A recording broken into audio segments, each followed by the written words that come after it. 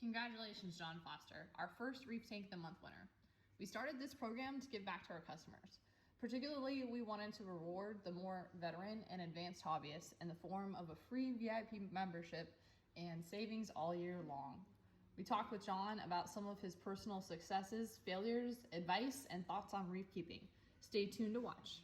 Thanks.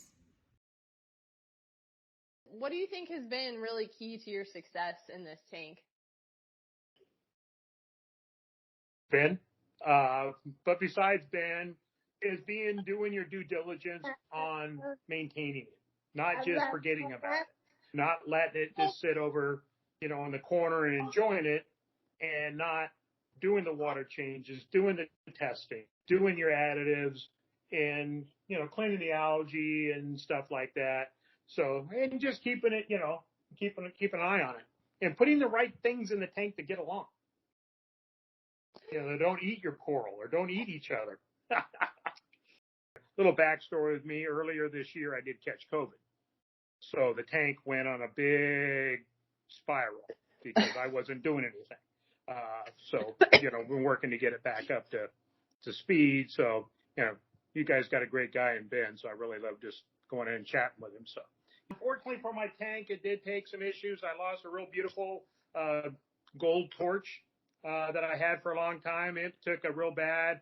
Most of my hammers really retracted really bad, but I was able, with the exception of the yellow one up high, they just really, you can see it. Then I lost a whole colony of orange recordias. Oh, I can show. Also, the good thing that came out of my COVID and losing my old hammer is it spawned. Yeah, I had this thing growing down there, and for the longest time, I could never figure out what it was. And I kept watching this thing grow, and I was like, what is that growing down? Then I get these little tentacles coming up, and I just could never figure out what it was.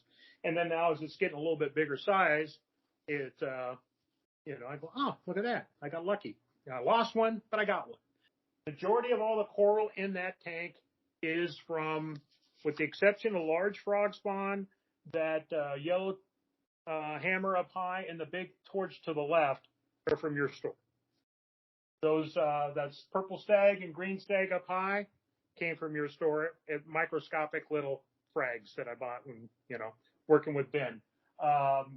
The pink or red acro in the back there, I got that, and was a piece of that Ben had on the big tank at Surprise. It broke off. And I said, what are you going to sell me that little piece for, $10? Of course it wasn't. He sold it for more as a frag, but I teased him on that. She's very shy, but the second favorite fish in the tank, and it's taken Ben and me a long time to get one, blue star leopard grass. I went through quite a few of them. One day, Ben called me up when he was still at Surprise, and he goes, you would not believe what showed up in a box, because he wasn't expecting any. And this was a small one that I look for with this tank. I always like the little things. And he got it in, and I said, well, I can't get there until Saturday after work. And he says, I'll have it in the back. Come see Logan. Came in, he had it, and it was sitting out in the tank. It wasn't even hiding in one of your, tanks in the back there with all your frags, your grow out. It was just sitting underneath the ledge. Brought it home, got it, brought it home, put it in the tank. That night, it was swimming around.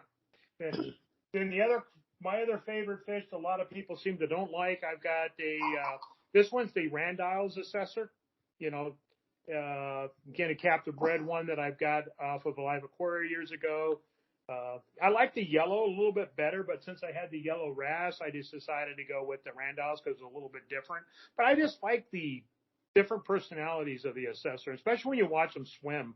The yellow is a little bit more out in the open when I had one, but they'll swim sideways, upside down. People that look at your tank for the first time think that fish is dying.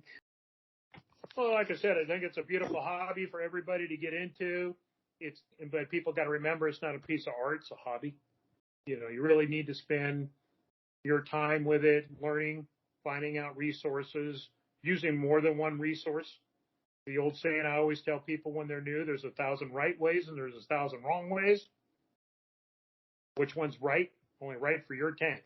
Just because it works in your tank doesn't make it 1,000% right for everybody else. And we all got to remember that. I used to have, when I first moved out here, I had a 120. Because when I got back into the hobby back in 2005, I ended up getting a 120 out in the Phoenix area. And I liked the tank. And I did some things back then that I wish I wouldn't have done, i.e. a closed loop. That was the new high-tech thing to do this closed loop. The center drain ball valve broke loose. So now water is coming straight down to the sump. You had 120 gallons of water. Yeah, so I grabbed my big brute out of the garage, some buckets, started siphoning water out, got the creatures out, the corals out. And then, of course, this was 8 o'clock at night on a Saturday. I started the pro and con. Do I spend more money back on this thing? Not working. How do you justify $200 pumps and stuff like that? So that's what got me out of the hobby. But yeah, it was just little things with the 120. Now the replacement. The piece of advice on this tank, don't be cheap. I mean, there's a lot of alternative products that people can buy online, but are you getting, there's so much on Reef to Reef about a lot of these Chinese pumps and lights that don't seem to be holding up as much as, say, buying an AI, an Aquatech, Kessel style lighting. Same thing with water flow, the AI lighting, the Aquatech pumps, or in that area, buying the better quality products, I think in the initial phase pays off better in the long term. So that's all. It's not be cheap and really plan it out and put the biggest tank you have room for and can afford. 10 gallons is for the expert. Yeah. People don't think of it. It's the most economical, but it's for your expert. You got this small environment makes it challenging to maintain because you've got to be on top of it. And I always use a quick analogy for people. You take a pond, a lake, and the ocean.